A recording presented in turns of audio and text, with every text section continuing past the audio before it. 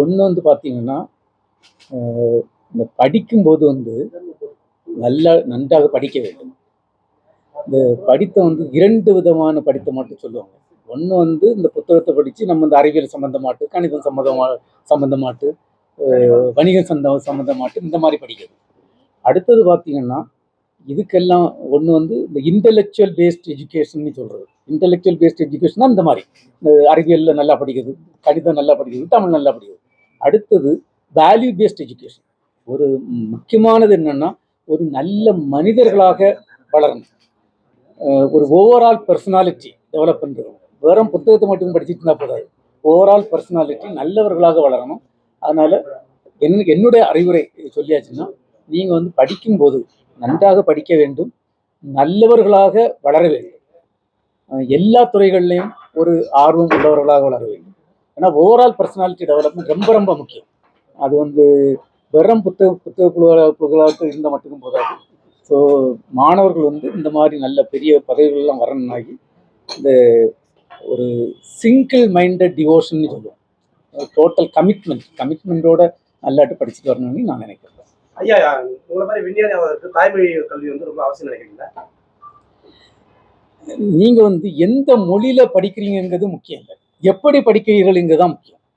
நாங்கெல்லாம் படித்தது வந்து தாய்மொழியில தான் படித்தோம். அதுக்காக தாய்மொழி மட்டுக்கும் படிக்கணும்னு நான் சொல்லல. தாய்மொழி ரொம்ப ரொம்ப முக்கியம். இப்போ நீங்கள் பார்த்தீங்கன்னா, இந்த தமிழில் நான் படிக்கும்போது தமிழில் எனக்கு ரொம்ப பிடிச்சது என்னென்னா, ஒன்று வந்து ஒரு மனிதன் நல்லவனாட்டு வரணும்னா அதுக்கு நிறையா இது வேணும். ஒன்று வந்து பார்த்தீங்கன்னா, நம்ம தமிழ் புத்தகத்தில் விருந்தோம்பல், அதெல்லாம் வந்து இந்த தமிழ் புத்தகத்திலிருந்து தான் நிறைய நம்மளுக்கு தெரியுது.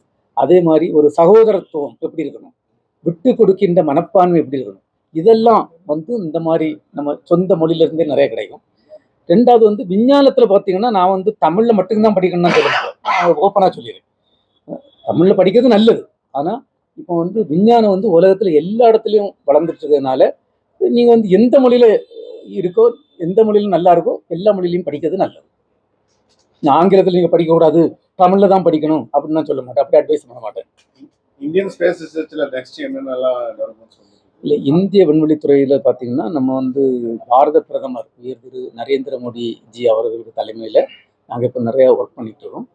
இந்த வருஷம் நீங்கள் பார்த்தீங்கன்னா, இந்த ஜனவரியிலேருந்து நிறைய சாதனைகள் நடந்திருக்கு. ஒன்று, நம்ம வந்து விண் ஏவூர்தி அனுப்புனது 1979 தான் அனுப்புவோம். அது வந்து ஒரு முழு வெற்றி அடையலை. 80 தான் SLV-3 முழுசாட்டு வெற்றி அடைஞ்சது. அதுக்குள்ள திட்ட இயக்குனர் உங்களுக்கு எல்லாருக்கும் தெரியும், நம்ம முன்னாள் ஜனாதிபதி APJ அப்துல் கலாம் சார். அது 1980 நடந்தது. இந்த வருஷம் 100வது ஏவூர்தி அனுப்பணும். 100வது ஏவூர்தி ஜனவரி 29 வெற்றிகரமாட்டு அனுப்பி நாங்கள் வந்து ஒரு பெரிய சாதனை இந்திய சரித்திரத்தில் ஒரு கோல்டன் லெட்டர்ஸில் எழுதியிருக்கோம். அது ஒன்று. அதுக்கு அடுத்தது பார்த்தீங்கன்னா, செயற்கைக்கோள்கள் பார்த்தீங்களா, 2 செயற்கைக்கோள்கள் 28,000 கிலோமீட்டர் பர் அவர், ஒரு மணி நேரத்துக்கு 28,000 கிலோமீட்டர் பர் ஹவரில் சுற்றிட்டு இருந்த 2 செயற்கைக்கோள்களை ஆட்கள் இல்லாமல் ஒரு இணைச்சிருக்கோம். இப்படி இணைச்சிருக்கிறது உலகத்தில் 4வது நாடாக நம்ம நாடு. அப்படி எல்லாரும் அவ்வளோ ஈஸியானது கிடையாது, அந்த ஒரு சாதனை செய்யுது. அதுக்கு பிறகு இந்த உங்களுக்கு தெரியும், நம்மளுக்கு 1963 நவம்பர் 21 தான் முத ஒரு சின்ன ராக்கெட் இந்தியாவிலிருந்து அனுப்பப்பட்டது. அந்த ராக்கெட்டு தந்தது அமெரிக்காவில் இருந்தாங்க, அவங்க தந்தது 1963 நவம்பர் 21. அன்னைக்கு பார்த்தீங்கன்னா, நாங்கள் இந்த மற்ற வளர்ந்த நாடுகளை கம்பேர் பண்ணும்போது நம்ம ஒரு 60 to 70 ஆண்டுகளுக்கு பின்தங்கிய நிலையில் இருந்தோம். அமெரிக்காவாக இருக்கட்டும், USSR இருக்கட்டும், அவங்களோட 60 ஆண்டுகளுக்கு பின்தங்கிய நிலையில் இருந்தோம். அப்படி இருந்த ஒரு நாடு இந்த வருஷம் ஜூலை 30 வந்து NASA ISRO synthetic aperture radar செயற்கைக்கோள், இந்த செயற்கைக்கோள் செய்கிறதுக்கு வந்து அமெரிக்காவில் வந்து 10,300 கோடி ரூபா செலவழிச்சிருக்காங்க. ஒரு பேலோடும் ஒரு ஆண்டனாக்கும். அதே மாதிரி ஒரு ஈக்குவல் பேலோடு நம்ம செய்யிருக்கோம். மொத்த செயற்கைக்கோள் செய்தது இந்தியர்களால் செய்து நமது நாட்டில் தயாரிக்கப்பட்ட விண்ணியோர்தி மூலம் வெற்றிகரமாக அனுப்பியிருக்கோம். இன்னைக்கு பார்த்தீங்கன்னா, நம்ம 60 ஆண்டுகளுக்கு பின்தங்கிய நிலையிலிருந்து இன்னைக்கு அவங்க கூட தோளோடு சேர்ந்து நின்று இந்த மாதிரி நம்ம ஒரு சாதனை செய்யணும். அதே மாதிரி பார்த்தீங்கன்னா, இந்த நவம்பர் மாதம் 2 ஒரு இந்த கம்யூனிகேஷன் செயற்கைக்கோள், கம்யூனிகேஷன்னா கம்யூனிகேஷன் செயற்கைக்கோள். அது 4400 தொலை தொலை தொடர்பு உள்ள செயற்கைக்கோள். 4400 கிலோகிராம் எடை உள்ள, இதுவரை அனுப்புனதுல இதுதான் பெரிய எடை உள்ள செயற்கைக்கோள். அதை வெற்றிகரமாட்டு நமது ராக்கெட் மூலம் அனுப்பி நம்ம சாதனை செய்திருக்கோம். இப்போ பார்த்தீங்கன்னா இந்த வருஷம் இன்னும் நிறைய செயற்கைக்கோள்கள் இப்படி அனுப்புவதாட்டு திட்டங்கள் இருக்கு. இப்போ நம்ம சந்திரயான் 3 உங்களுக்கு தெரியும், 2023 ஆகஸ்ட் 23 நமது நாடு தான் முதல்ல சக்சஸ் ஆட்டு போய் நிலாவின் தென் துருவத்தில் தரையிறங்கிய முதல் நாடு இந்திய நாடு. அதுக்கு நம்ம எல்லாரும் சேர்ந்தான், நமது கல்வி திட்டத்தை படித்து தான் எல்லாரும் அதுக்காக வேலை செய்திருக்கோம். அதுக்கு பிறகு இப்போ நம்ம பாரத பிரதமர் சந்திரயான் 4 சந்திரயான் 5க்கு அப்ரூவல் தந்திருக்கிறாங்க. அதே மாதிரி இந்தியாவுக்கு ஒரு ஸ்பேஸ் ஸ்டேஷன் அமைப்பதுக்கு 2035 அது அமைக்க போகிறோம். அது மொத்தம் 5 கட்டங்களாட்டு போய் அது அமைக்க போகிறோம். அதில் முதல் கட்டத்துக்கு அப்ரூவல் வந்துருக்கு.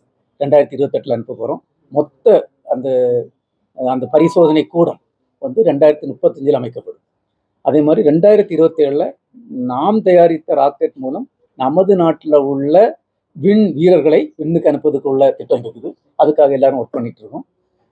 இப்போ பார்த்தீங்கன்னா 57 செயற்கைக்கோள்கள் நம்ம மக்களுக்காக பயன்பட்டுட்டு இருக்கு, இப்போ சுற்றிட்டு இருக்கு.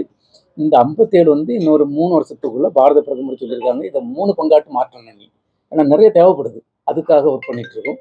அதே மாதிரி 2040 இந்தியாவில் தயாரித்த ராக்கெட் மூலம் இந்தியர்களை நிலாவுக்கு அனுப்பி அங்கே தரையிறங்கி வெற்றியாட்டு இறங்கி திருப்பி கொண்டு வரக்கூடிய திட்டத்துக்கு வேலை செய்ய சொல்லியிருக்கிறாங்க. அதுக்கு ஒரு ராக்கெட் நீங்கள் பார்த்தீங்கன்னா 40 மாடி கட்டடம் உயரமுள்ள ஒரு ராக்கெட் நம்ம 1980 அனுப்பின ராக்கெட் கொண்டு போன செயற்கைக்கோள் 35 கிலோகிராம் எடை உள்ள செயற்கைக்கோள். இந்த ராக்கெட் 80,000 கிலோகிராம் எடை உள்ள செயற்கைக்கோளை கொண்டு போனோம். அப்படிப்பட்ட ஒரு பெரிய ராக்கெட். அதுக்கும் ஆராய்ச்சிகள் நடந்துட்டு இருக்கு. இப்படி நிறைய திட்டங்கள் இருக்கு. வேற்று கிரகத்துல மனிதர்களுக்கு குடியேறதுக்கான வாய்ப்பு இருக்காது. ஏன்னா பாரதி அதை பத்தி பேசியிருக்காரு, ஸ்டீபன் ஹாக்கிங் கூட நிறைய பேர் பேசியிருக்காங்க. நாங்களும் நீங்க பாத்தீங்கன்னா இப்போ மற்ற கிரகம், இப்போ ஒரு ஆள் நம்ம வேற்று கிரகத்துல போய் ஆட்கள் அங்கே குடியேறணும்னா என்னெல்லாம் வேணும்? ஒன்று நம்மளுக்கு சுவாசிக்க காற்று வேணும், 2வது நம்மளுக்குள்ள என்வரன்மெண்ட் வேணும், தண்ணி வேணும். இதுக்கெல்லாம் கண்டுபிடிக்கிறதுக்காக தான் நிறைய வேலை நடந்திருக்கோம். நிலாவில் தண்ணி கண்டுபிடிச்சிருக்கோம்னா ஓகே, அது ஒரு பெரிய ஒரு சாதனையாட்டு நினைக்கிறது. அப்படிதான். அப்போ அங்கே ஆட்களை கொண்டு இது பண்ணலாம். அதே மாதிரி இதுக்கு வாய்ப்புகள் இருக்கு. அந்த ஏஐன்ற டெக்னாலஜி இப்போ இந்த வீக் ஏஐ டெக்னாலஜின்னு சொல்றாங்க. வருங்காலத்துல இன்னும் அதுல பரிணாமம் அடைய போகுதுன்னு சொல்றாங்க.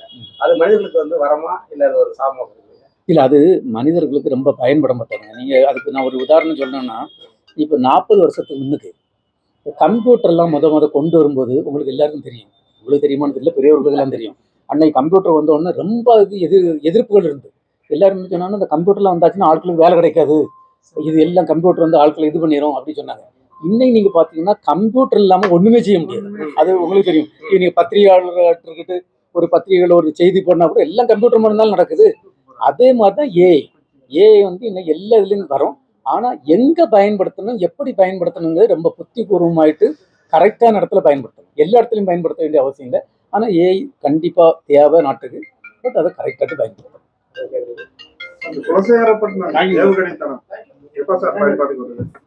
இந்த குலசேகரப்பட்டினம் பார்த்தீங்கன்னா, நான் இங்கே நம்ம பாரத பிரதமர் நரேந்திர மோடிஜி அவங்களோட சொல்லணும்.